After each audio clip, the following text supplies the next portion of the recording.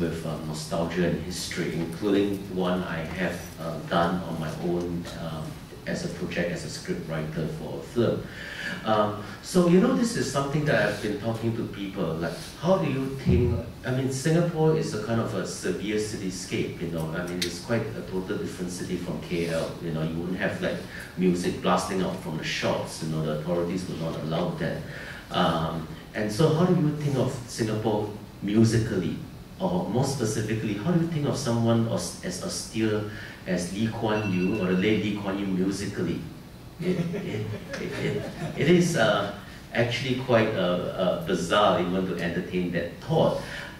So this is actually how I want to try to kind of conceptualize Singapore sonically and in very oral terms, and how we deal with issues of subordinity, temporality, and statism in this compact and ever-changing spaces in Singapore. So for those who know Singapore, you know it's a country that changes, the landscape changes quite radically in just decades or years. You know? So you have constant layering of what Aberdeen has talked in his opening speech of the shock of the new. The state continuously, in a very addictive way, you know, layering new projects, new buildings, new landscapes. You know. So what we have even thought of national monuments in the past would have been demolished and replaced by something completely new. As you know, even this was actually addressed in one of the documentaries on David Bowie in 1983 in his tour in Singapore, on how this, even back then, this colonial shophouses were quite ruthlessly destroyed.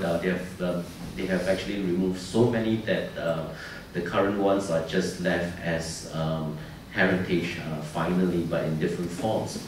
So, I mean, my thoughts would be, how do we look at nostalgic sounds? Because the kind of nostalgia comes when people are dealing with negotiating with change, though, and after investing that much emotional investment and energies in the spaces that were once either national monuments or new structures that have been kind of like swept ruthlessly away. Like, how do you deal with these changes? And not just in the spatial aspects too, but in the linguistic and cultural affiliations tied to it. And how is cinema and film being used as a part of this like cinematic responses to this erasure, very systematic erasure by the party state in Singapore that has controlled or has been dominant in the country since 1959. And even speaking of that, when Lee Kuan Yew, I mean, being such a pragmatic himself, before he died, he actually wanted his own residence to be demolished and to be kind of commercialized by more lucrative projects. So you're talking about how pragmatic the system is here. And we want to even to look at finally how we have to see this convergence of institutionalized and artistic memory projects, because it's not just in the domain of industry and activists and artists, but how the state also tries to make use of this to legitimize its legacy and presence in Singapore too. So very briefly, I give a timeline about the films that have dealt with not just nostalgia, but using music to anchor itself to the film, using old music, using old songs to define some of these films. And usually such songs are in Chinese. Usually they sound kind of backdated in a more analog stage. Even from the 1930s, as you can see in the first Singapore Dreaming theme song that they got from a Taiwanese, Japanese song in the 1930s. it's actually much more, temporally speaking, slower. It actually tries to speak to the landscape that is either changing or being changed or fading away. It tries, like for example, a great work like Kelvin, by Kelvin Tong, to recreate the space that has already been gone in 7 letters. Actually, for those who have seen 7 letters, the key film by in Singapore to commemorate 50 years is actually a film about Malaysia. It is actually dealing with the loss of relations and ties with the Malayan Peninsula in many ways. So they have a mix of songs too. This year too, there was this one of the more distinguished documentaries by Eva Tang. The songs we sang on a kind of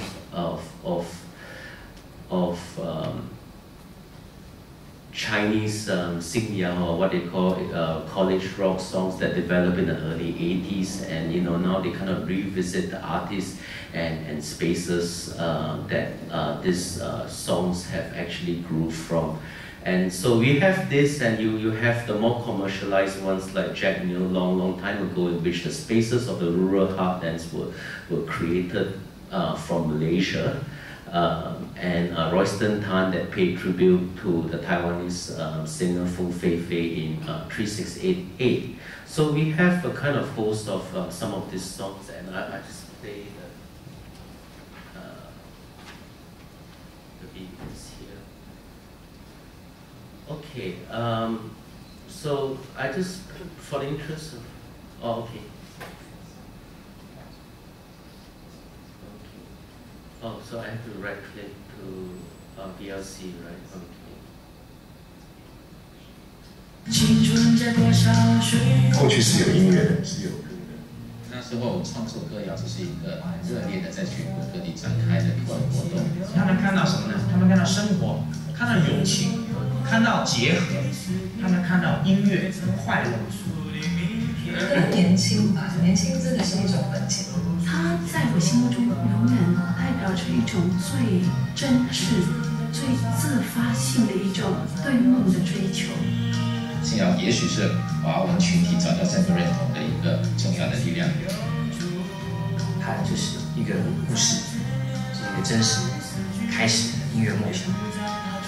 信仰是100人记忆，是新加坡建国过程一个不可磨灭的一个记忆。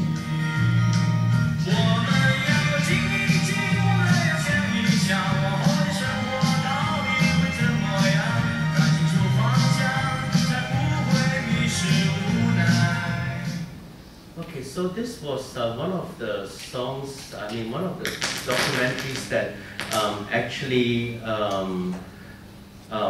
kind of like talk about the legacy of this homegrown Chinese language college rock songs. That, it's not just Chinese language college rock song, but it kind of represented a generation that was marginalized by the change in emphasis of the education system from the from the Chinese language stream to the English language stream by Lee Kuan Yew in the 70s and 80s.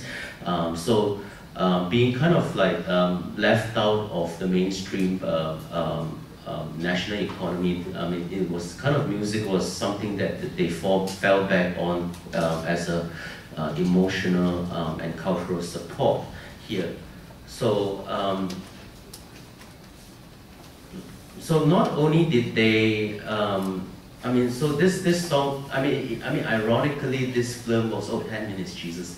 Ironically, this film was kind of like left. Was also watched by the Prime Minister Lee Hsien Loong, who enjoyed it a lot.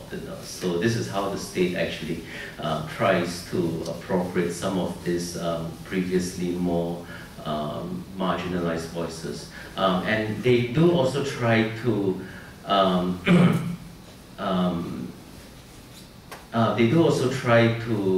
initiate some of these projects, which I've joined in the Singapore Memory Film Festival, which I did one of the projects as a script writer for the first film, resurfacing 50 years of alternative music in Singapore,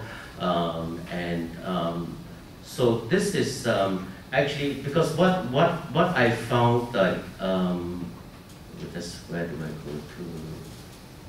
Okay, okay, not from current slide. Okay, because what I found like problematic about this nostalgic films is that it actually has a very majoritarian discourse. You know, if you see the timeline of the films featured, they are mainly in Chinese. You know, what they call the Sinophone cinema.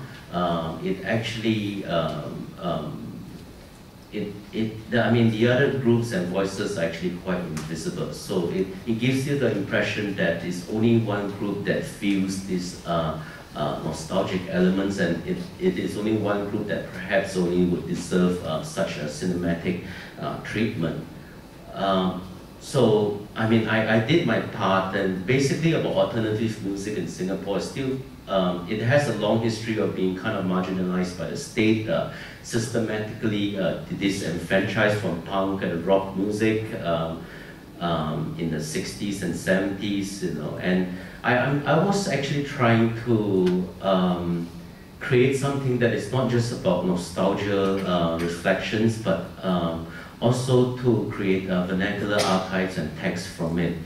And so this was how we tried to work with the state. I mean, there was some very nice people in the National Library Board that was in charge of these funds, you know, more understanding people. So we tried to get this funding from them, and we tried to make use of the Singapore Memory Project as a kind of legitimate platforms to create new spaces for such performances and for such recordings to take place.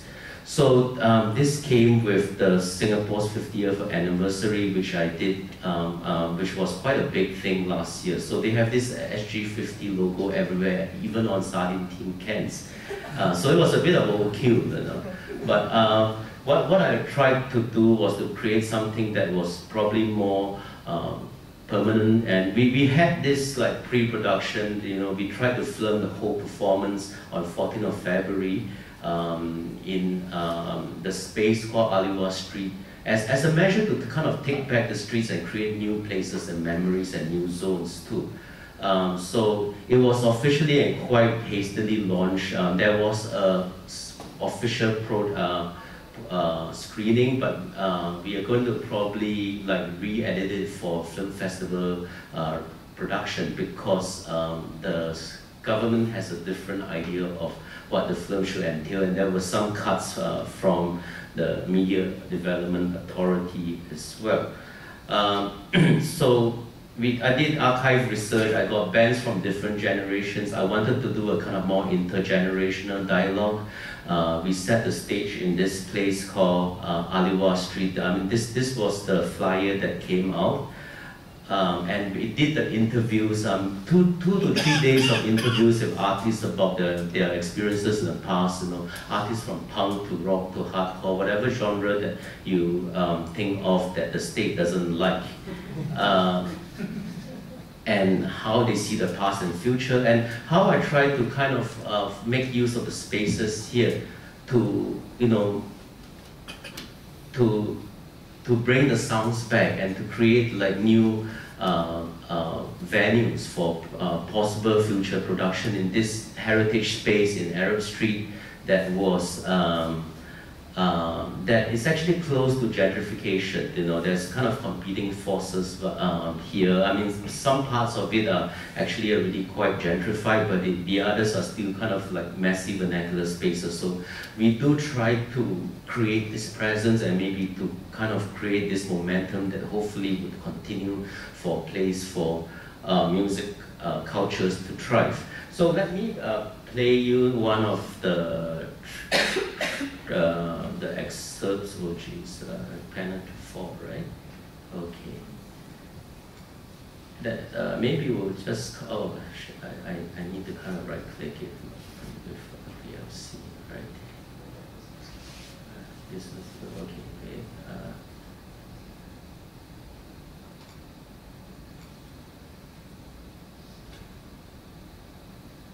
Open with VLC. Okay, fine. So you look at the names of the bands, you know, they are not very nice sounding ones, right? So Rudra is actually this Indian Singapore leading metal band. Actually one of the minorities within a minority, which the heavy metal scene in Singapore is actually dominated more by Malays, and they are kind of a minority there, and I hope to have showcased them too.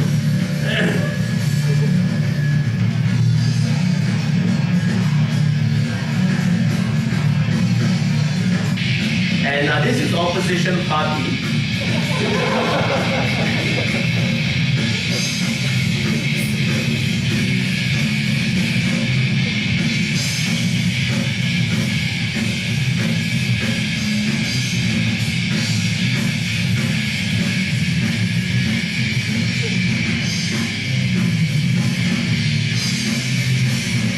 And I try to go to Sensorial. So this is a kind of skinny ska band.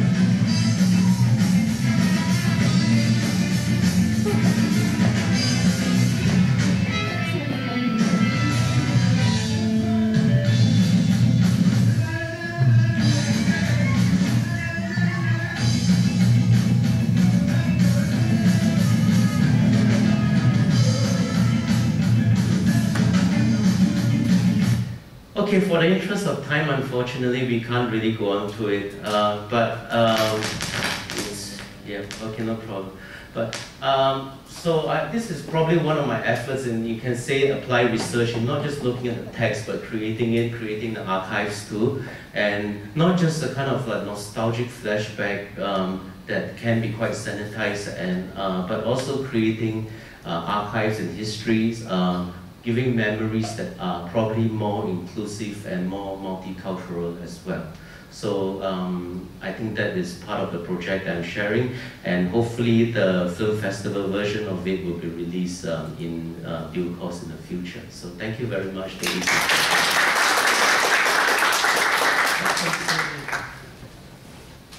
Thank you so much. That was really great. Thank you. Really interesting. So we've got 10 minutes for questions. Maybe I should just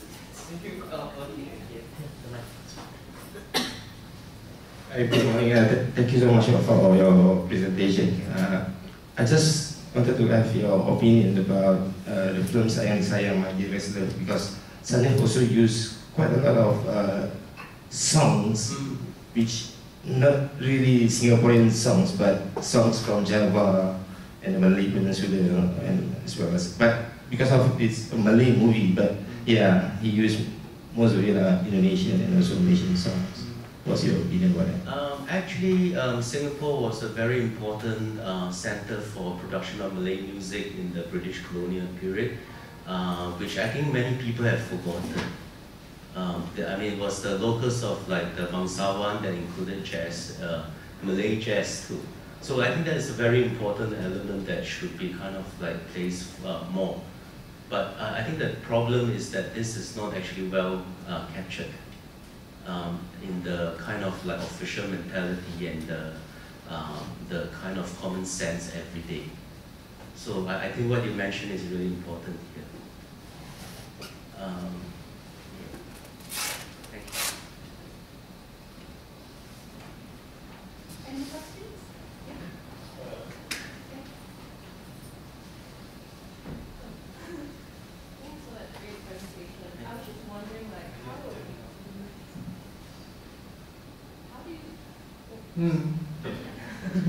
How do you think like the state saw who, do you think there's a racial politics to how the state saw who got to represent Singapore in terms of sound? Because I remember like, the Singapore Idol thing, and then you had two, Malay Singaporeans winning, and then that became a problem. So I was just wondering like, if there's a certain racial discourse in how this in particular state narratives of how sound gets to represent Singapore's history, or the nostalgia of Singapore. Thank you, Nadi, for that question, which is important because just for those who are not really familiar with Singapore, the state's representing of music is actually through, first of all, the National Day Parade. Who gets to sing the National Day song every year? So it's mainly like Chinese Singaporeans. For the Singapore Idol, it was a semi-commercial organization. It happened that two Malays won it due to the SMS contest. That was quite ancient times, when talk about SMSs. And I think the state kind of piggybacked and wrote on it. But although it kind of claimed a kind of like multiculturalism, I do suspect that there's a kind of demographic majoritarianism over there in the States, ideological thinking.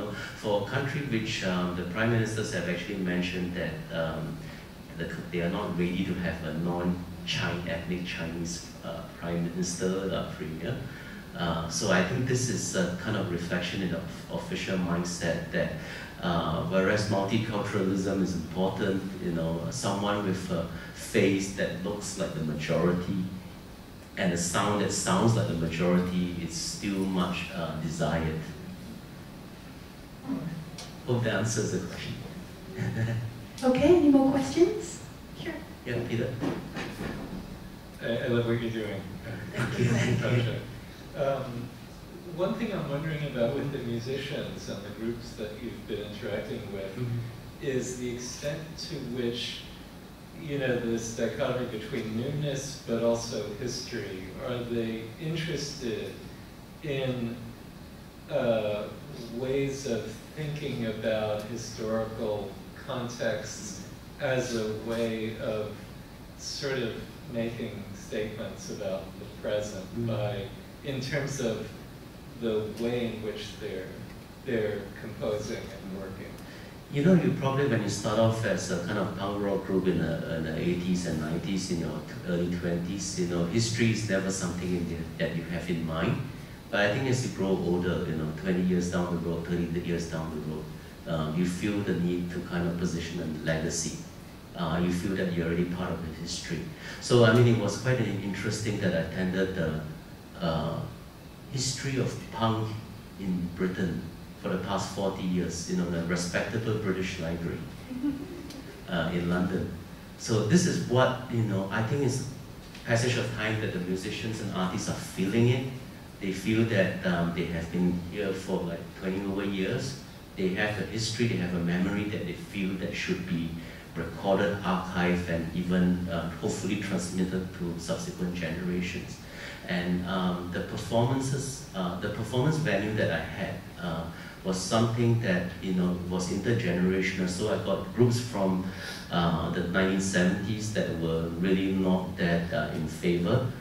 So there was a kind of interaction over there, and hopefully I did manage to get this historical process going on, not just a kind of like constructed nostalgia in just using some backdated sounds to impose to a certain space that may not be totally relevant at all.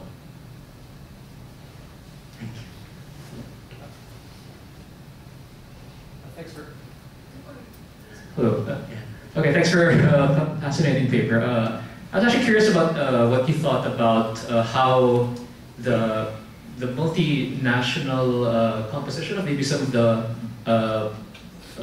musical performers in Singapore has been submerged in the historical recollection of them. Because I know from the 1930s onwards, there are a lot of Filipino performers who would perform in amusement parks, and I think they since assimilated into Singaporean society. But then whenever there's some sort of recollection of musicians in Singaporean history, like in the National Library, there's no mention of their national origin or their ethnic origin. This is actually a very important point. Being a kind of colonial port city back then, and one of the major cities in Southeast Asia, it still attracts a kind of international artists going through it. Especially for the Philippines, you're not talking about just the 1930s, but even right up to today, there's a continuous flow. And I think, unfortunately, I think in many cases that it doesn't really receive much attention, because of this whole discourse of the nation state, that probably boxes in certain groups, and even for non-Filipinos, even for the kind of like Malay music, it actually flows quite in a porous way within Singapore, Malaysia, and Indonesia. But even that is not that recognized outside the Malay Heritage Center, and you're not, I mean, in spite of the fact that Malay is one of the officially recognized languages and cultures in Singapore. So for the Filipinos, it's even much more outside. Even the legacy has been there since the 30s. So I think this is a problem that you have highlighted, you know, that should be kind of addressed much more. Thank you. Okay, I think we've got time for one more question. Yeah. I thought you were saying one more question. I guess it's in addition to Dalmos, the Solianos, like there's a family and they perform in Malaysia. They're not the transnational ones. I think they're also settled as Malaysians or Singaporeans.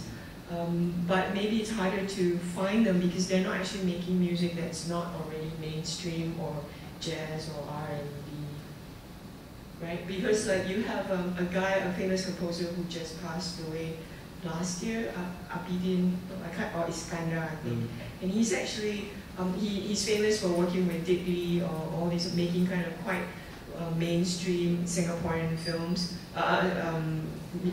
songs, but he actually is, I think, Indonesian or Malay.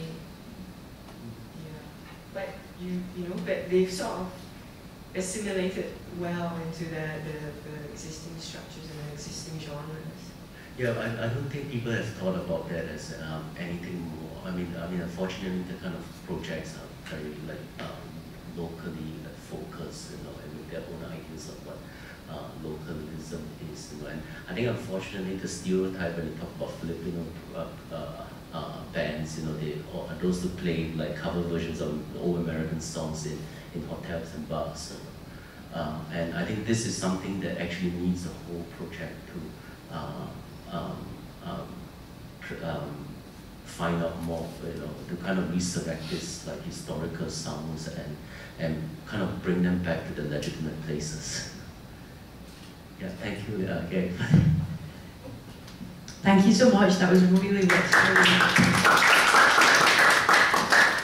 Okay, thank you. So next we have Phoebe Poir, who is starting a PhD in August at NUS on film sound. She has a BA Honours in English Literature from NUS from 2011 and an MPhil from the Australian National University from 2014. Her work has been published in Metro and Cine Cinema Journal, and her current paper on East Asian presence and stereotype in James Bond films was recently presented at the American Anthropological Association's recent conference.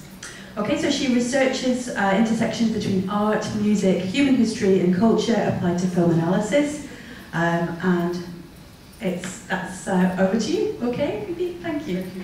Good morning, everybody. Thank you for being here at 10 on day 4. I barely woke up this morning, so this picture is what I look like. My name is Phoebe, and I'm from the National University of Singapore. I'm delighted to be here today, and would like also to thank the organizers for the tremendous hard work. I would especially like to thank Gaik, whom I last saw when she was in Singapore last year, and told me about this conference, and didn't discourage me from submitting an abstract, even though I was only really just beginning the project. So I titled my talk today, Truly Asia, Oral Homo Heterogeneity in Southeast Asian Cinema. And for the next 20 minutes or so, I will be questioning the notion of Southeast Asia, and doing so through looking at cinematic soundscapes of and from the region. And what that means is that I'll be looking at films that are coming out of Southeast Asia, but also films that are not necessarily from the region, but seek to represent the region in some way. All right? But before I begin, I will start with a quick outline of my talk.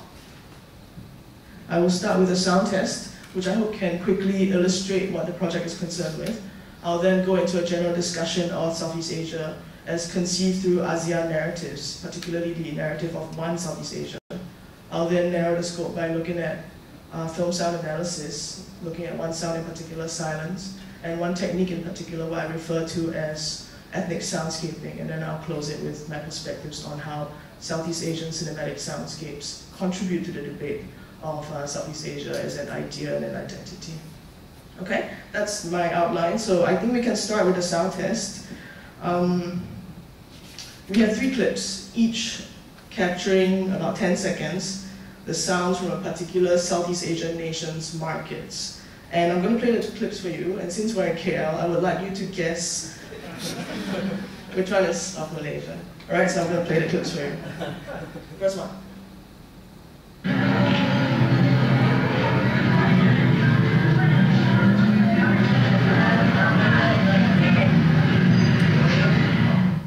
Alright, and the second one.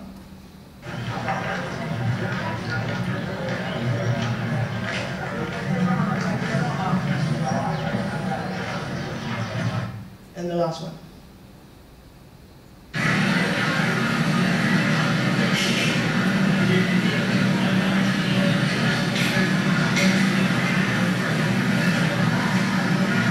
Can you take this?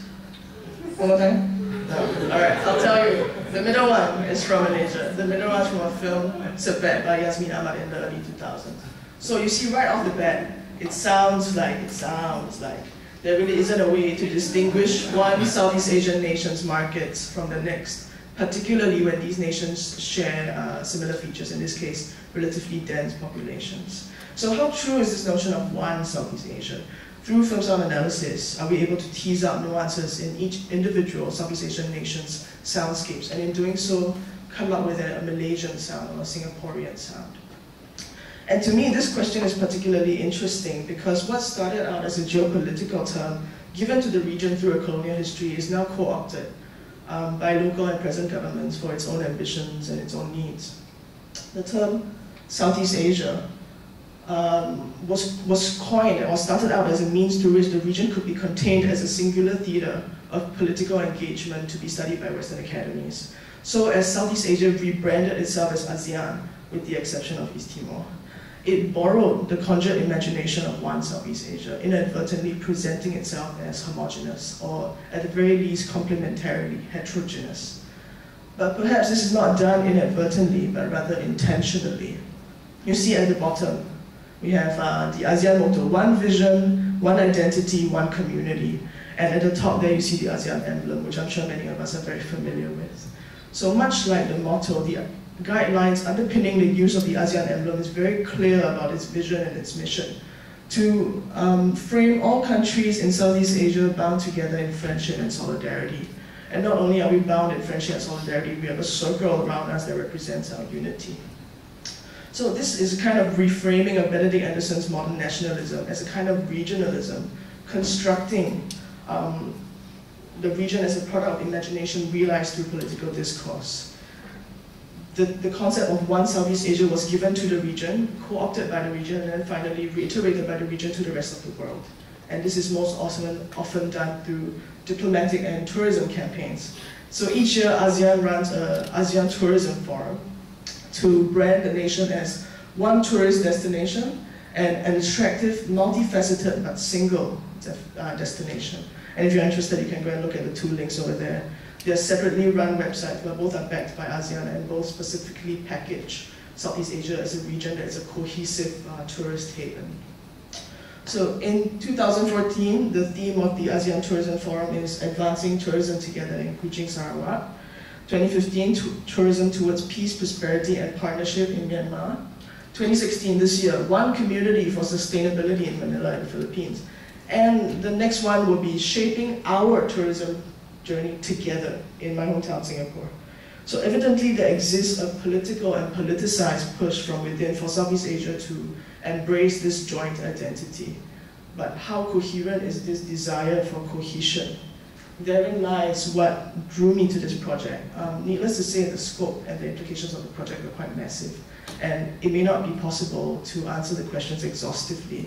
But I would at the very least like to discuss some of the things that have emerged as quite interesting to me. And the most captivating thing to me is silence as conceived in Southeast Asian cinema.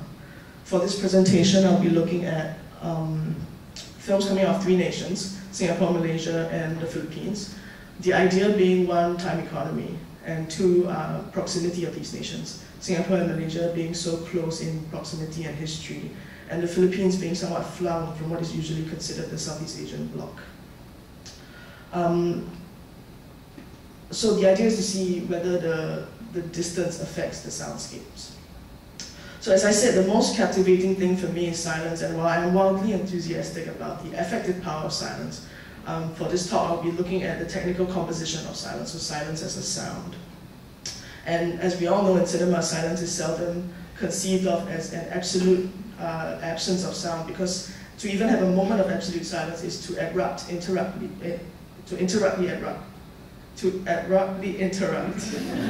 Those are hard words. Abruptly interrupt the auditory flow of the film.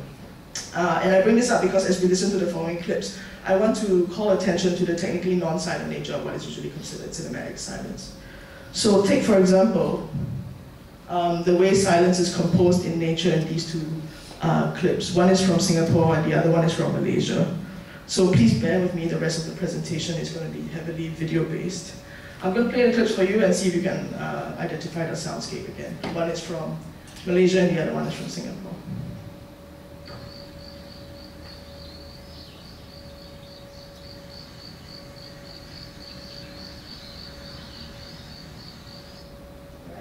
Next one.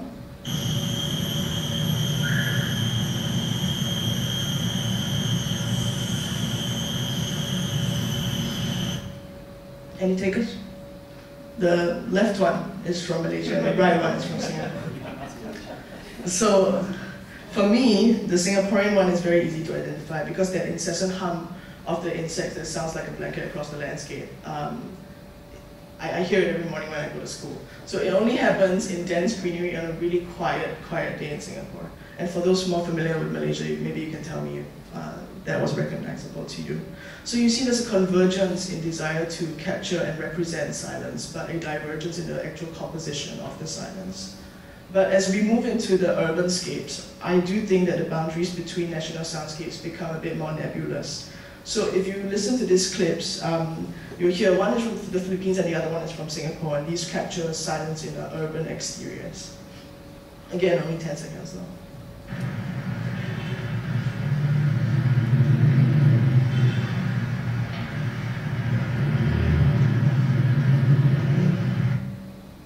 And the Singapore one.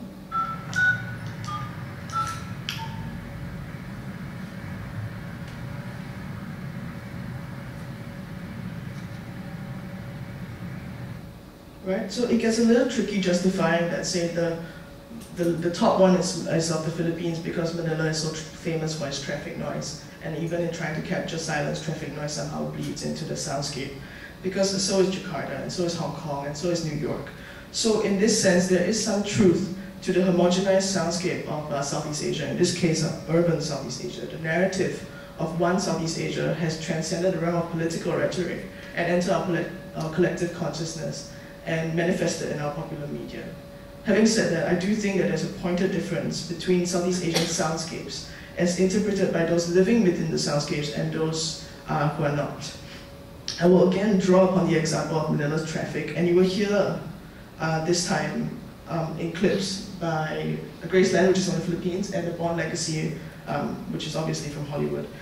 Both films feature the Manila landscape prominently and have significant amounts of action, although Graceland is admittedly more concerned with gritty social realism, and both were also released in 2012, so I thought that was quite interesting. What I'll do is I'll play the Graceland clips for you, and I'll play the Born Legacy clips. 10 seconds long each.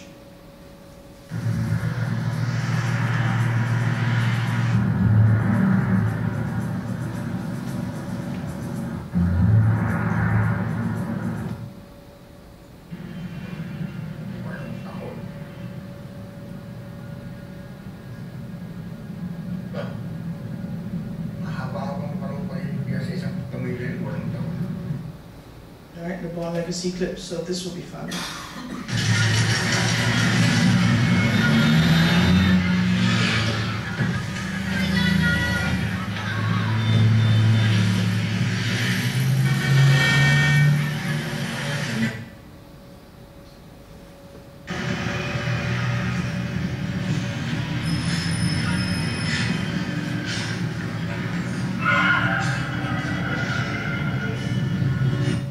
So as you can hear the Graceland clips, the point of audition begins outside the car in the midst of Manila's traffic, and then it's pulled into the car. So along with it, all the sounds of Manila's traffic is pulled into the background of the soundscape.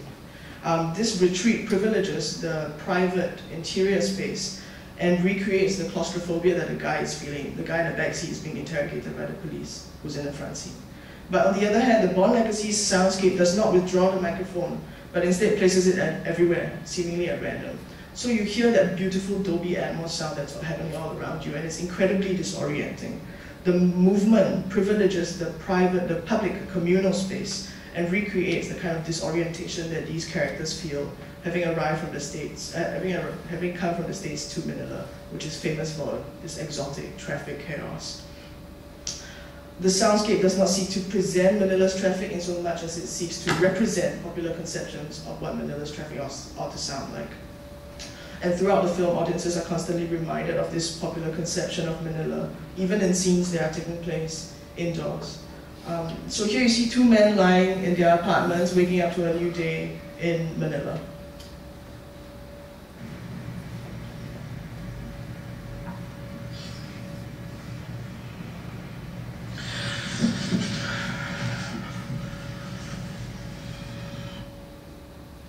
And the one from Bond Legacy.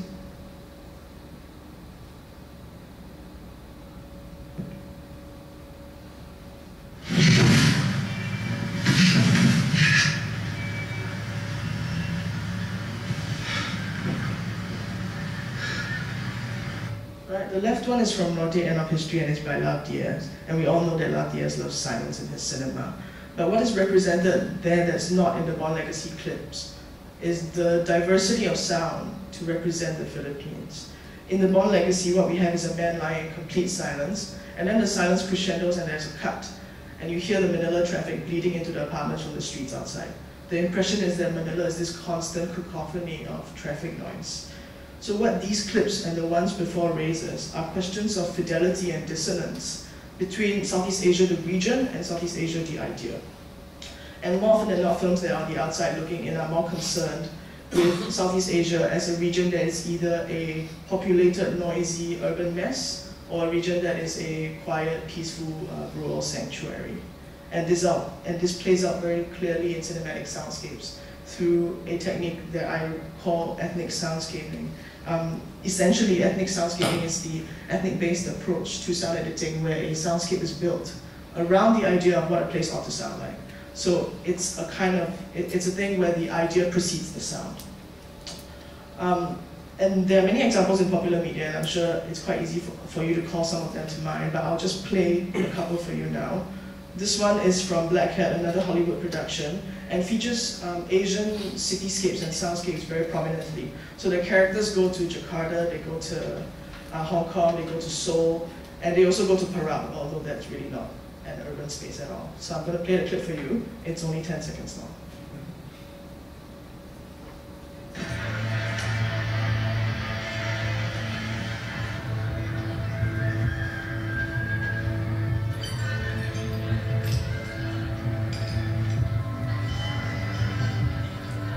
Right, that's just 10 seconds, it goes on for longer. The sounds don't appear congruous with the scene. For example, why is there a rooster's crow? And it cuts from one sound to another very quickly. The idea is to create a sonic atmosphere of many moving parts. And it plays into the idea of Jakarta as nativistic and chaotic. So that's one part of ethnic soundscaping, that on the macro level, the soundscape is built around the idea of what a place should sound like. But there's a second equally important part of ethnic soundscaping, and that's the linguistic distortion of local languages, in this case Southeast Asian languages. So I'll play another clip for you, and that's the last one I promise. And this again is from the Bond Legacy. And when we listen to it, I would like you to pay attention to what kinds of dialogues and dialects are featuring prominently on the soundscape and which are not. So this one's a bit longer, it's 20 seconds.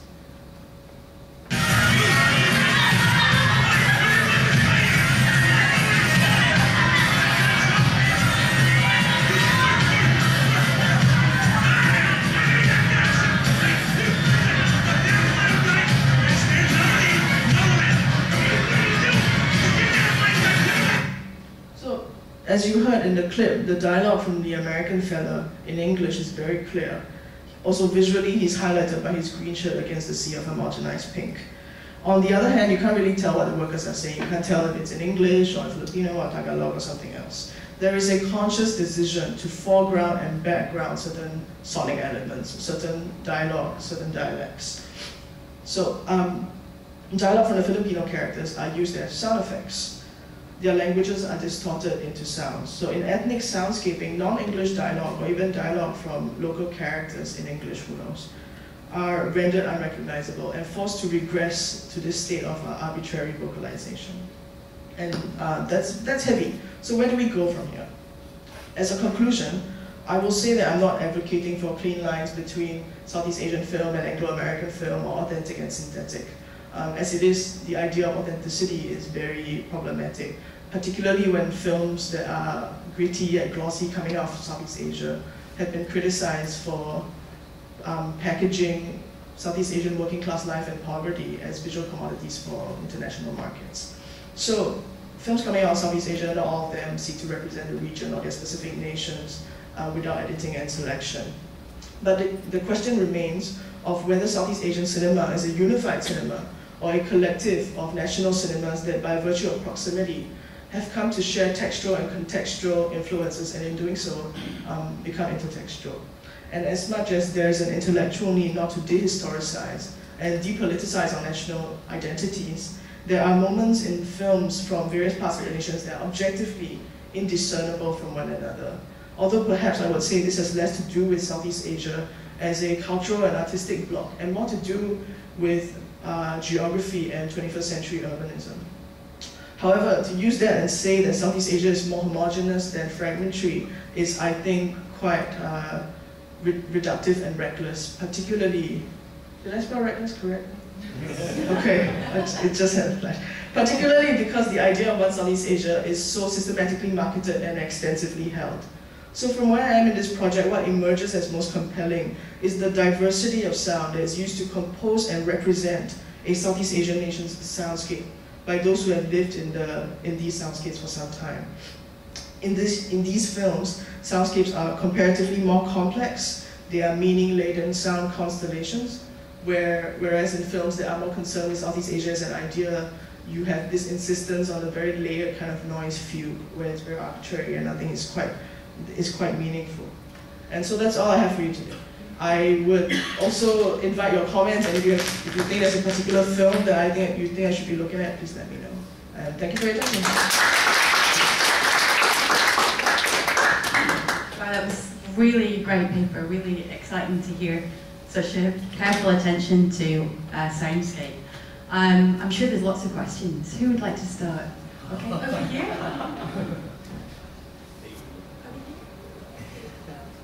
Thank you. Correct me if I'm wrong, Phoebe, but you're assuming the source of the sound of the film comes from the place itself. When you wrap each scene in a production, the sound recordist will be recording the ambient sound of the scene, but sometimes the ambient sound does not work. So like I've had my sound designer use sound from Tibet as a replacement of the ambient sound in Bromo. And when I mixed it in Australia, there was an additional sound from the Australian bush. So how does that figure into your research? I guess, in a way, I'm also not surprised, considering your comments about the whispering sand the other day. In a way, you're right. I do come from a point of thinking that the sound comes directly from the scene that's being captured. But also, no, I think this comment that you've given plays into what I sought to argue, which is that a lot more thought is given to creating and representing that soundscape, and not just representing that soundscape with the idea of veracity and realism, but to really create the soundscape as a kind of meaningful constellation of sounds. What do the individual sounds mean? Instead of putting a rooster's call where there is no rooster, and suddenly the guy is making keys and you hear the clang of keys. So that to me was not congruous. So I don't know if that really answers the question, but what I mean to say is, yes, I do think that the sounds come from the specific scene itself, but also no, in that I feel that there's a lot more thought that goes into creating that kind of soundscape, representing that region. Does that make any sense? Hi, I really enjoyed your paper. I just want to ask you, ask 2 questions of the many questions to ask. But I want to first go back to the composition of silence in interiors, and then you compare Diaz Norte with Bond, the 2 of them in this enclosed space. And I wonder if you make a distinction between a naturalistic use of sound by Diaz and a psychological use of sound in the Bond films. Okay, I guess I do make a distinction, and that silence that you hear in the first, say, 3 seconds before he wakes up, that one is an internal sound, right? What Khiun calls the internal sound, that is a manifestation of the guy's psychological state. So he's trapped in, I think in the film, he's trapped in this kind of trauma. He was interrogated and tortured or something like that. And so waking up suddenly is like waking up from a nightmare. So you're right, it is a kind of internal sound versus ambient sound. But also I was lucky enough to be able to talk to Corinne yesterday, who sound designed Norte and of History. And she said initially the soundscape was a lot noisier, and she took out elements to represent the silence that this guy was feeling. And actually the clip, if you clip it to a minute long, there's only one sound, and there's a car honk. And I think she couldn't take out a car honk from the Manila soundscape, but in the part that I clipped, that wasn't it. So yes, it was an ambient sound, yes, it was naturalistic, but also the sound design was quite intentional in trying to clip that as incredibly silent in the interior. My second question is a bit more personal, because I'm a filmmaker from Singapore, and recently I did this script which was set in the Philippines, but which I can't travel. I can't travel to the Philippines to shoot, so I shot it in Pulau. I shot it in Pulau Ubin. And a challenge I faced in the sound design was, because personally I believe different countries sound differently. So I was searching for unique Filipino sounds to put into my soundscape that would make the audience, when they watch the film, they will feel like they're in the Philippines instead of the Pulau Ubin. So I went and listened to a lot of the TV clips that Filipinos shot and put on YouTube, and I heard sounds of chickens, dogs. So, which was why in some parts of my film I put a bit of dog barking in. So I'm just wondering if I'm essentializing Philippines through sound, or am I trying to pick up the uniqueness of the Filipino audioscape? I mean, I'm not Filipino. I think to answer that question would be very presumptive of me, but I did hear, in looking at the Filipino film, a lot of dog barking. And somebody the other day said something about a rooster's crow, so maybe somebody else will be a better person to answer the question than I. Maybe in the break we could have a discussion about animal science. Can I have another question? Yeah. I'm just concerned about your interpretation on silence, because from my understanding, film sounds consist of dialogues, sound effects, song, musics, and ambience. Your silence have ambience, so normally we see silent, totally silent, where the sounds appear in our mind. So we have our own sound in our mind, which is the image give us something to, because your silence is actually you have ambience. Yeah, so that was what I meant, talking about the technically non-silent nature, what is usually perceived as silence in cinema. You're right, and my entire master's thesis was talking about that. So I will pass that to you, and you can have a read of it. So you're right, and I do, and in constructing that kind of silence, and I hope to be able to do that in my doctoral project, to look at how silence is really created as a metaphor and also as a technical sound in cinema. Okay, Valerie? Yeah, I really appreciate the comments from the filmmakers as well as your wonderful presentation, and it struck me that what really seems important is what the impact or what the intention of the sound designer is and how much research they've done into each soundscape. The Bourne Identity clips and the one from the Brad Pitt film seemed to me really reflected a lot of laziness and Orientalism and just horribly stereotypical impressions of what each site is about. And so I think that for those of us here who are filmmakers, I think we should give ourselves credit for thinking about these questions, because I don't think that Hollywood thinks about these questions. Are there roosters in the Philippines. They don't care. They just want like chaotic sounds of you know, the masses. So, yeah, thank you so much for that. Thank you. Great. And Peter?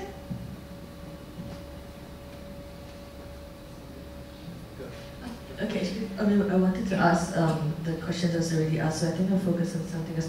I think what is quite interesting in terms of what has been raised about location, I was thinking actually of Hu Jinfeng's Apprentice, because that's like an example of like something that was pieced together from different countries, from like Singapore to Australia, and Tingley's soundscape, and of course then we haven't really talked so much about music composition, but yesterday the practitioners panels talked about how they both work together. So Apprentice would be an example of the sound design that's trying to hide the, like, not to reveal Australianness, right, in the present. And there's also like a very intentional, from like more naturalistic sound to psychological sound, and how the sound design kind of weaves together. But I was in the point about silence that has been raised, I was actually thinking of what I think Philippa raised yesterday on the term acoustic ecology. Right, and thank you really for showing us so many like really fascinating clips of, yeah, I think like different created design acoustic ecology. So I'm actually thinking a little bit about the question of budget, and I think you mentioned like Dolby Atmos and all that, and one of the things about like for example the Naughty clip and the Bond Legacy clip is that on the one hand, there seems to be like a laziness in terms of concept of thinking, but on the other hand, it is also like more like multi-layered, and I'm not sure how budget features into your... Yes, I'm sure budget features. I cannot talk with any kind of authority because that was what I put into my doctoral dissertation proposal, and I hope to find out a little bit more in the coming years. In my mind, to my mind, I think budget counts, but I think maybe the filmmakers can tell us a little bit more about that. I cannot speak with any kind of authority. So later the discussion shall continue. You know, I think one of the things you're dealing with has to do with the stereotype associated with a sort of construct of a soundscape. So in thinking about it that way, usually there are vanishing points for it in terms of a spectrum of how sounds are used to represent particular places. So rather than the sort of realist imaginary, there's always this fantasy imaginary that links spaces together. And you know, in radio, for example, there's a whole structure for this in terms of these big sound effects compilations. With film, it's almost always more focused on the sound design. You know, it might use some of those effects. But what the question is for you is the relationship with the image.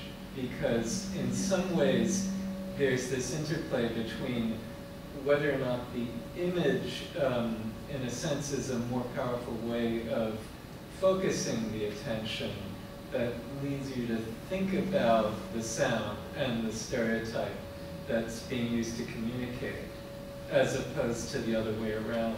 And I'm just wondering whether you've thought about it or have any comments about that issue between sound and image. Definitely. I think it's going to be incredibly hard for me to ignore the visual when the ocular centrism of film criticism is so prevalent. So I did think about how it plays into the visual, which is why a lot of the clips I tried to match the visuals together, but I found that the audio would be a nice point of contrast. And I think that's particularly clear in the Black Hat clip, the one in Jakarta. If you play it without dialogue, you play it without sound, and also the Bond Legacy ones, the scene is fine, it doesn't look so crazy. But when you add the soundscape in, it's like, oh, a car is here, a person is screaming here.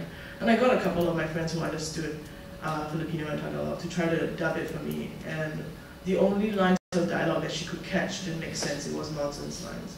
So there's another clip actually that I have on file, and I can show it to you later if you like. It's only a 20-second clip, and it's a chase scene, motorbikes through the middle of the street.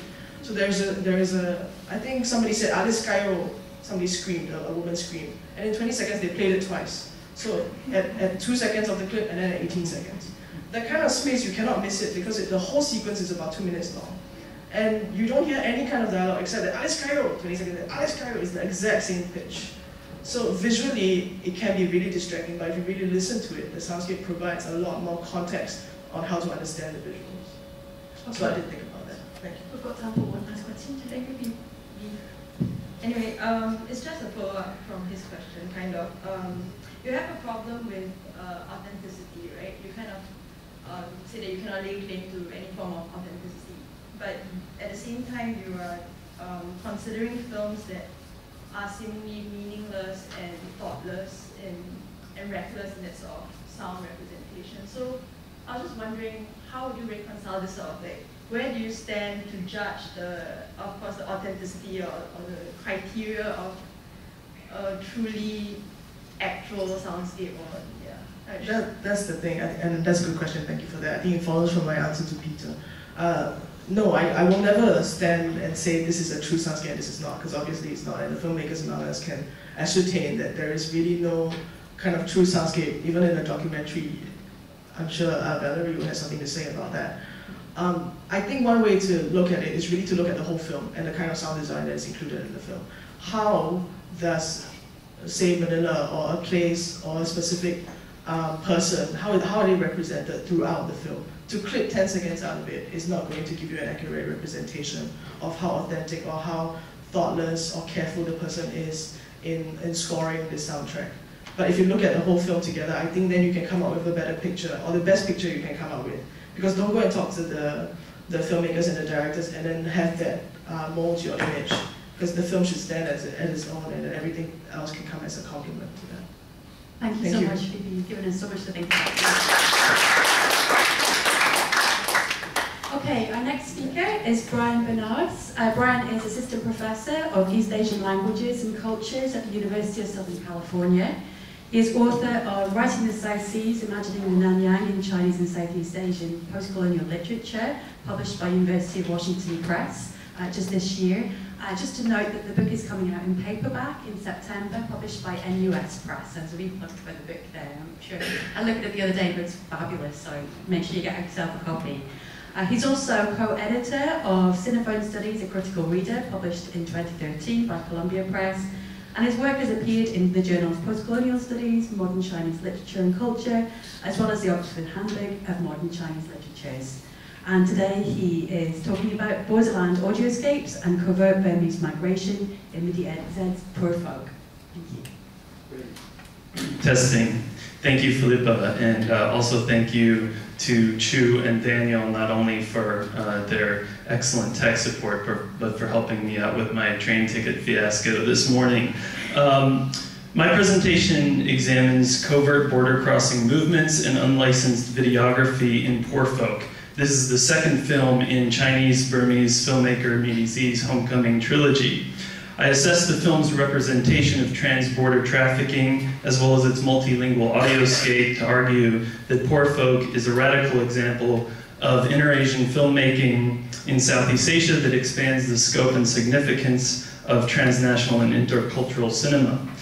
Set primarily in the Thailand-Myanmar borderlands and with the majority of its dialogue in a Yunnanese Mandarin inflected by Burmese and Thai, Poor Folk makes visible and audible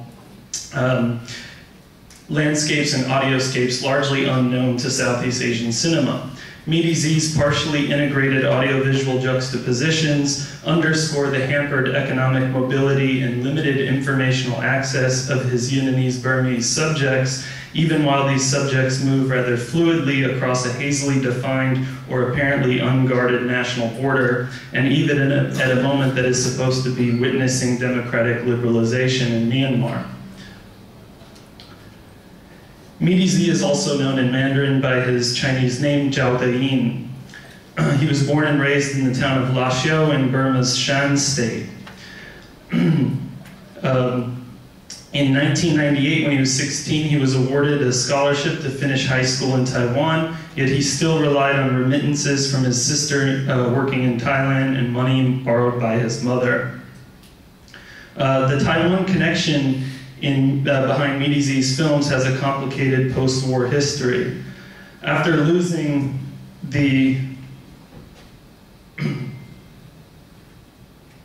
After losing the Chinese Civil War in 1949, the Kuomintang, or Chinese Nationalist Military in Yunnan, retreated to northeastern Burma, where it launched abortive attempts to retake Yunnan from the communists. Tacitly supported by the US and Thai militaries and the Taiwan-based KMT, the several thousand strong KMT presence in the Burmese borderlands destabilized the Shan state in the 1950s. KMT agents became involved in the Golden Triangle drug trade supported by the CIA. The 1961 Ne Win coup further destabilized the region by disregarding the terms of the Shan state's conditional compliance with the National Union. Officially designated as part of Myanmar's ethnic Shan minority, although they are linguistically and culturally distinct, the Yunnanese Chinese community in the Shan state was historically implicated in both the KMT and Shan rebel operations. Midi Z is a living legacy of this history, as his family's presence in the region began with his grandfather being sent by the KMT to work in the Yunnan-Burma highway during the Pacific War.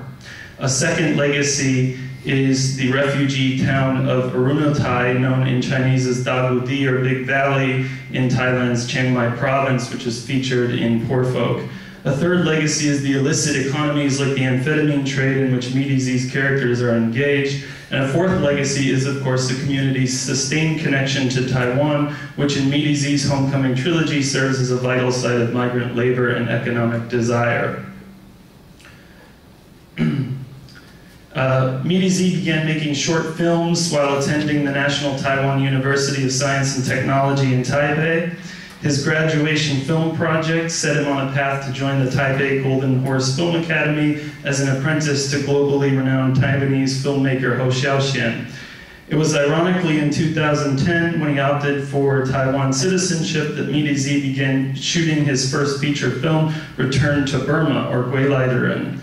He felt compelled to contrast the political sea change of the democratic elections in Myanmar with the stagnant economy in his hometown of Liew, where the harsh lives of the Yunnanese and Shan communities remained unaffected.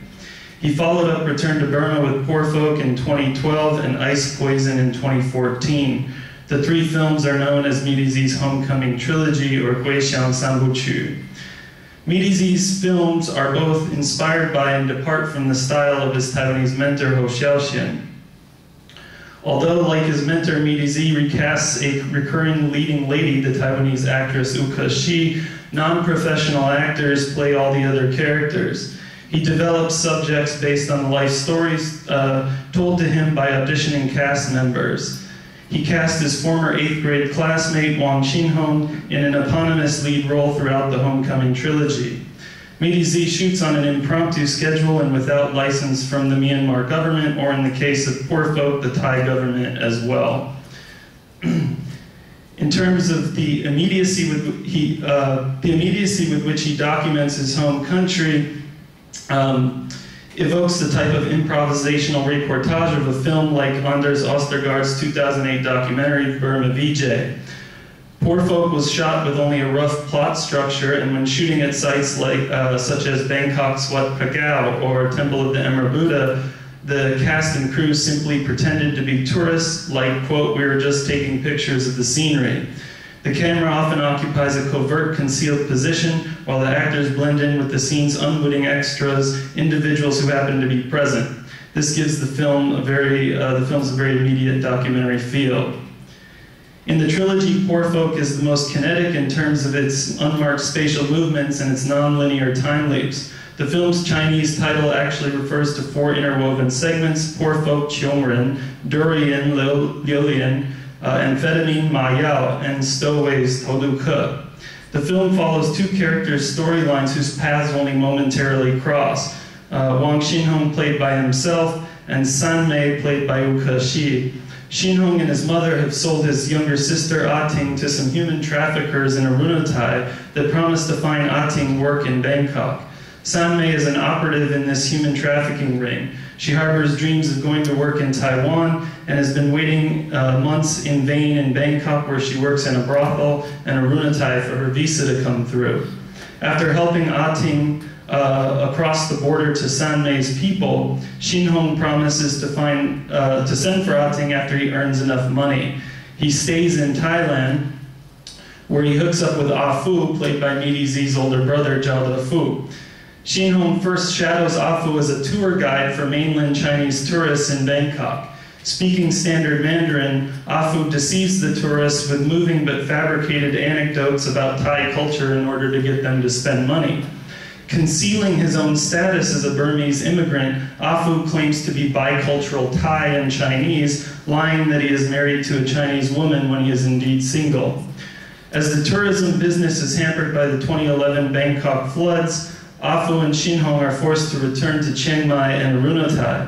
There they try to sell a knockoff version of the painkiller Tiffy, which can be refined into an inhaled amphetamine. The criminal activities in Poor Folk are enhanced by the covert, unlicensed videography and relatively unscripted documentary nature of the action. This lends the film a mundane quality with little sentimentality and a strong sense of journalistic objectivity. Yet the film's audioscape brings out key aspects of its social commentary. The multilingual and intercultural conversations that shape these transborder operations and communities are usually heavily accented and not always fully intelligible to the listeners. They take place amidst the sounds of radios and televisions, including news reports, serial dramas, and popular Thai songs, as well as background sounds of streets, nature, and war. The following clip splices together some of the film's audio highlights.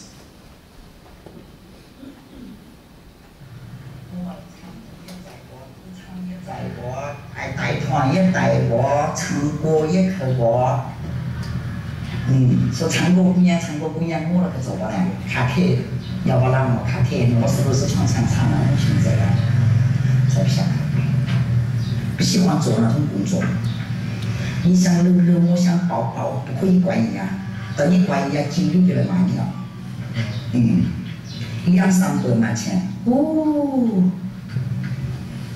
就杀起回来了。 还是杀起回来做中家行商。那我在这个改书我也改过。那我怎么做？那么过山我也做过。过山是。你学过？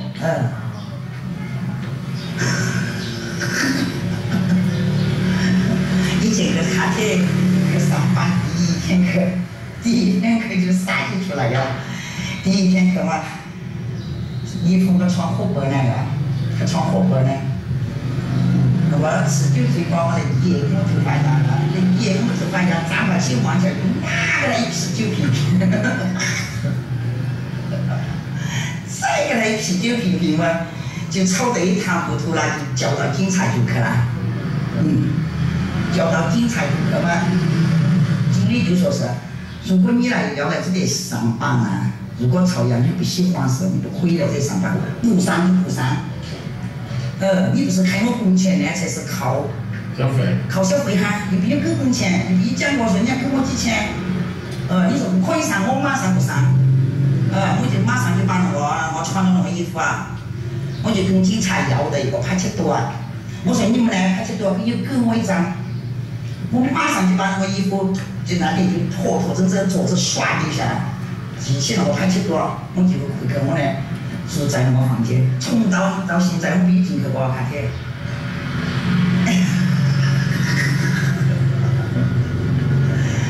我是老兵的小娃，老兵的小娃，所以说是什么随随便便干不得吃。 กรุงเทพมหานครส่วนใหญ่จะคลี่คลายลงมากแล้วนะครับแต่ว่าสำหรับจังหวัดนนทบุรีหลายพื้นที่ยังตกในภาวะวิกฤตครับวันนี้รองศาสตราจารย์เสรีสุภราทิพย์ผู้อำนวยการพยาสิ่งแวดล้อมธนาชาติสิริพรและคุณการินคล่องอัคระเดินทางไปสำรวจสถานการณ์น้ำที่อำเภอบางบัวทองและบางกรวย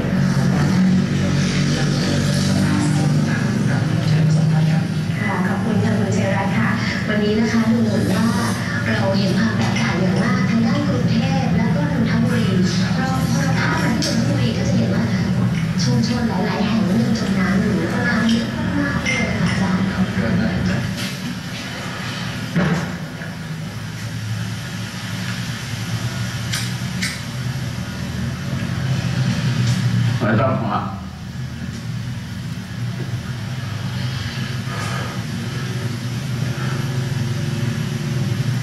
刚刚我办公了几天消息的，因为昨天这个干是一个比赛老板。昨天什么时候？就是在下午那个昨天下面我们在我跟那个老大姐聊天的时候对吗？然后走出来一个人穿黑色衣服戴帽子那个我就看到是谁呢？那个张家小狼狗了，因为张家领导杀手了嘛，那个是其中一个小狼狗。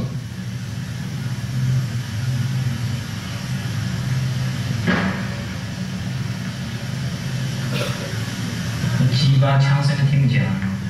很大门了，很突然。你那干别生气了嘛，肯定是。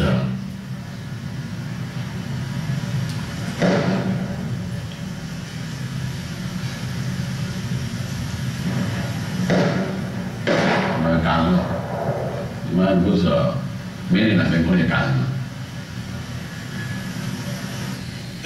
นี่สองพ่อมาเนี่ยยังไงช่วงเนี้ยตอนนี้กำลังยุ่งมันเขากำลังเลือกตั้งอ๋อเลือกตั้งเสร็จแล้วไม่ใช่เหรอเสร็จแล้วแต่คนต่างประเทศเขาจะมาดูความเรียบร้อย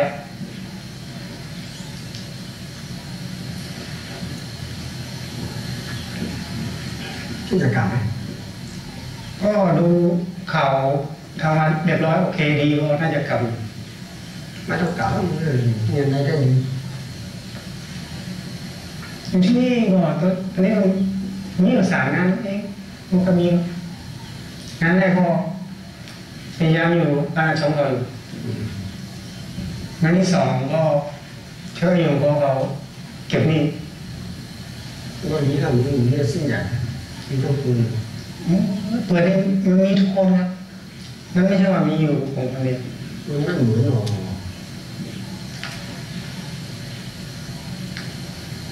มันก็ไม่แตกต่างกันถ้ามันมีปืนอันเรื่องเสร็จในช่วงนี้มันดีจะมีงานเข้าไหมต่างล่างเลยจะมีนะมีเรื่อยๆมีเพราะว่าทางไทยนี่เขาไม่ได้เปิดด่านต้องหนีเข้ามา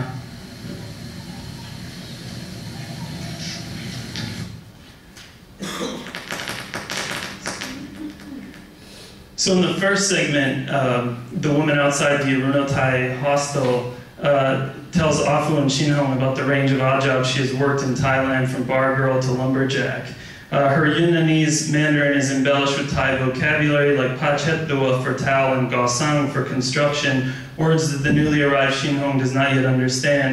The scene then cuts to Afu and Shinhong at the restaurant where they are pondering their next move in the amphetamine trade. An official Thai news report playing in the backdrop on the Bangkok flooding emphasizes why they are forced to return to Arunotai in the first place. In the next segment on the hostel balcony, Afu, speaking Yunnanese Mandarin, warns Shinhong about recent gang turf wars in the area, reminding him to be careful.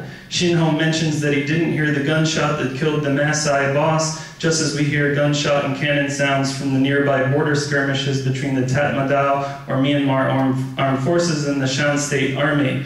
This poignantly juxtaposes silenced criminal conflicts of the undocumented migrants with the loud political and military conflict in Myanmar, which has produced a globally recognized refugee crisis. Finally, a Burmese hired mercenary explains to the Sino-Thai human trafficker in heavily accented northern Thai his thoughts on the recent elections in Myanmar, his mild skepticism over his economic prospects in both Myanmar and Thailand, and the current refugee situation in light of the Thai border remaining closed. These casual conversations and background audio snippets represent more than a momentarily captured soundscape. The headlining environmental, political, and economic chaos in both Myanmar and Thailand explains and delimits the characters' mobilities in ways they are not even themselves aware of. When Shinhong traffics his sister, or when he insists that the knockoff Tiffy he tries to sell, when it appears comically clear he has no idea what Tiffy or amphetamines are, or when he recklessly confronts the drug lord, he seems woefully ignorant of the larger forces in which he has become complicit, as well as those that appear to manipulate or even mandate his covert border-crossing ambitions. It is in these subtle audiovisual manipulations that Meat-Easy's social commentary comes across, but no other image more overtly suggests this than the director's lone use of CGI in the film. San Mei and her co-worker riding on a motorbike to deliver Shin Hong's sister to Thailand encounter a downed US warplane in the no man's land of the mountainous border area wilderness. Though freshly aflame and smoking, the superimposed image appears as a ghostly relic of the past, a supposition magnified by the director's lone use of extra-diegetic music at this moment. The three women stop to briefly and silently take in this image, but there is no discussion of it, and the purpose of its bizarre appearance is left for the audience to ponder. Midiz's aesthetic manipulation of the audiovisual backdrop amidst his covert documentary videography of the borderlands captures his intervention as a transnational and intercultural filmmaker. His stylistic interventions and embellishments propose a redistribution of what is sensible and perceptible as transnational cinema, bringing to mind the French philosopher Jacques Rancière's idea of the politics of aesthetics. For Rancière, the aesthetic regime of the arts aims to break down a political distribution based on the division between those who act and those who are acted upon, or the opposition between those who think and decide and those who are doomed to material tasks. The politics of aesthetics is a recomposition of the landscape of the visible, a recomposition of the relationship between doing, making, being, seeing, and saying. Regardless of whether we classify this as Burmese, Southeast Asian, diasporic Chinese, Sinophone, or simply transnational cinema, the example of Poor Folk forces us to reconsider the drastically uneven ways, means, and components by which a film is deemed such. Midiz's specific configuration of the transnational identifies precisely the conditions and hierarchies of access within a community whose border-crossing mobilities in many ways precariously immobilizes them. This is evident in Poor Folk's opening scene as Shin Hong and Afu scour the high elephant grass along the border to find the knockoff Tiffy that has been dropped off from the Myanmar side of the border. Shin Hong's status as a stateless subject allows them to cross this remote no man's land unchecked and relatively unimpeded, yet his lack of official documentation in either of the neighboring nations delimits the opportunities that a transnational existence presumably yields. Midiz's subjects occupy a transnational and intercultural zone, simultaneously constrained by and remote from the larger historical forces alluded to in the film's audiovisual backdrop. Thank you.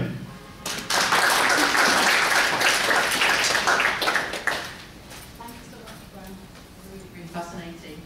Okay, questions? Sure. If I may, thank you for introducing Medici to us. Thank you for introducing Medici to us. But I mean, it's interesting that how the Taiwanese government has supported his projects. But I would just like to ask, what is actually there's a very important role that Taiwan plays in Southeast Asian cinema. Maybe you can kind of elaborate on it.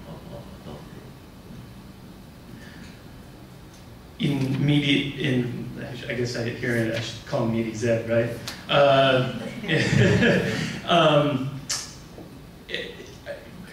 For his work in particular, or for Southeast Asian cinema in general? Right.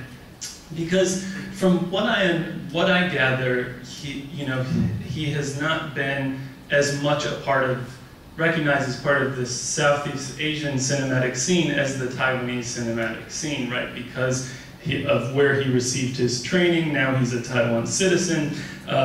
He's come up under the auspices of Ho Xiaoxian.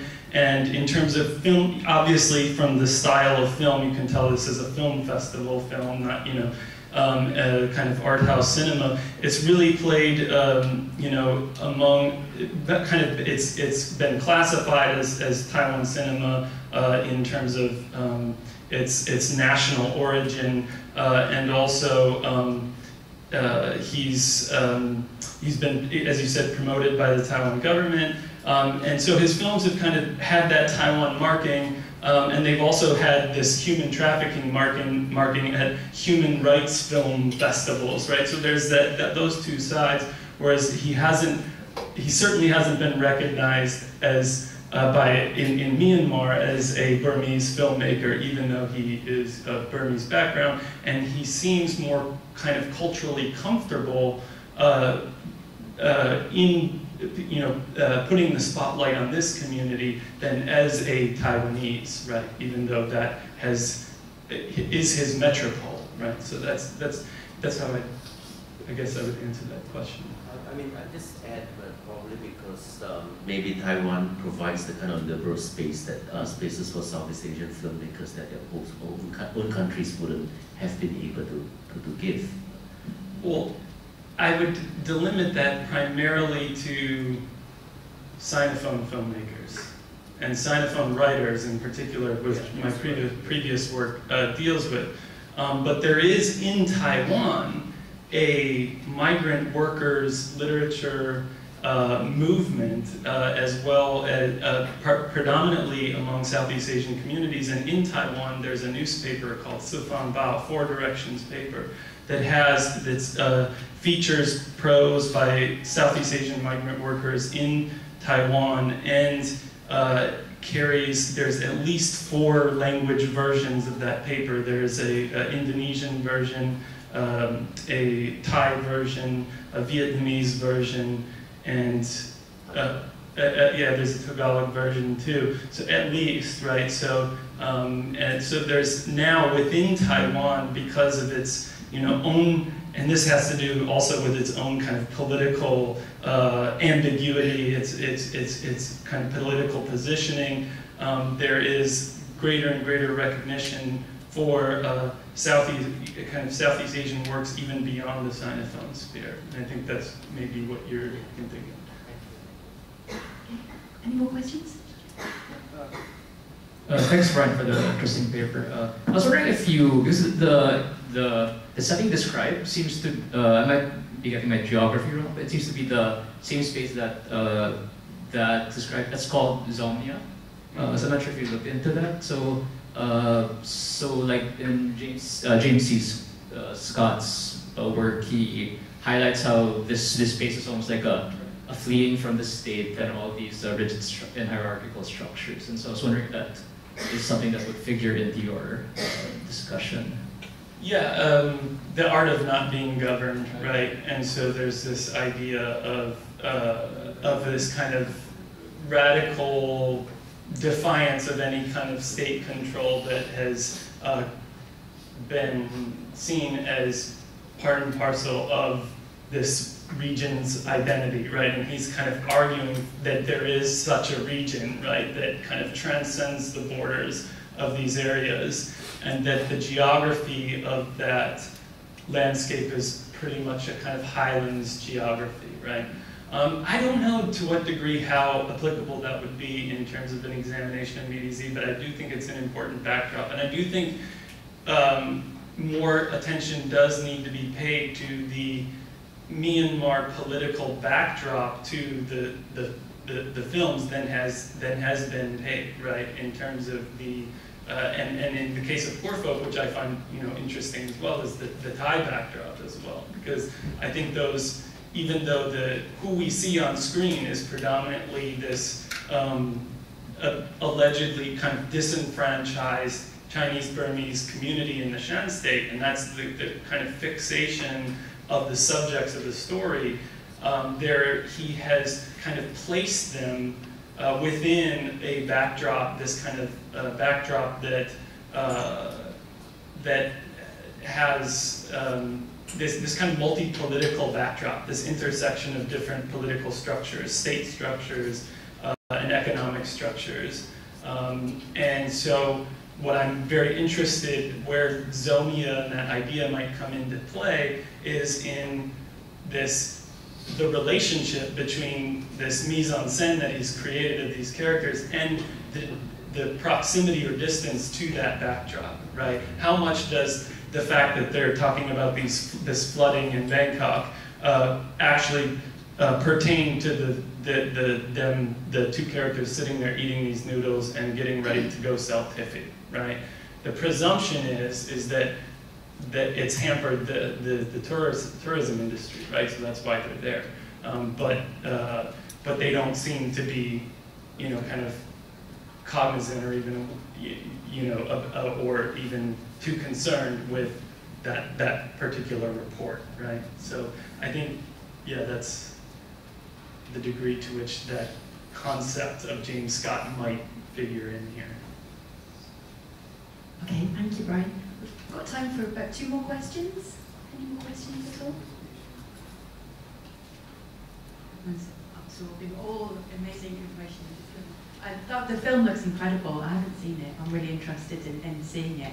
It reminds me a lot of, in terms of the soundscape, it reminds me of early Jajanko films, so Xiaoru and Unknown Pleasures, in that kind of layering of the news, about the ambient sounds include information that, as you were saying, that the characters themselves maybe aren't kind of tuned into, but it gives them really rich sense of that kind of denseness of the political and economic situation, which I think you explained really perfectly. It's really interesting. So I'm going to go and seek out the film.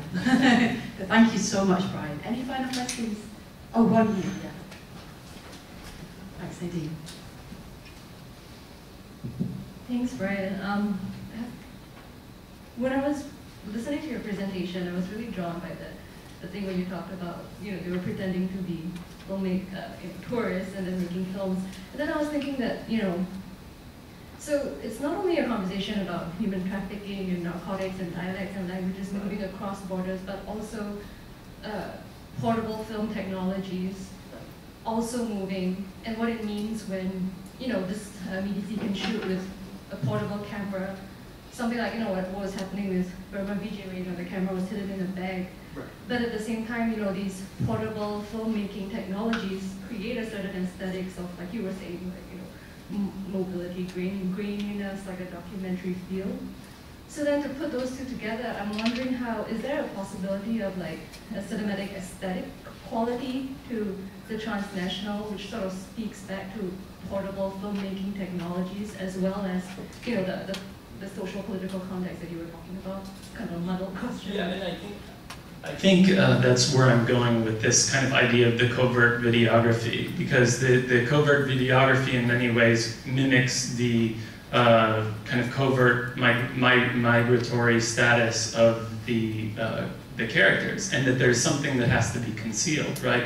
So the fact that they're making a film at Wat Kragao in Bangkok has to be concealed to a certain degree because they don't have the license to be filming there.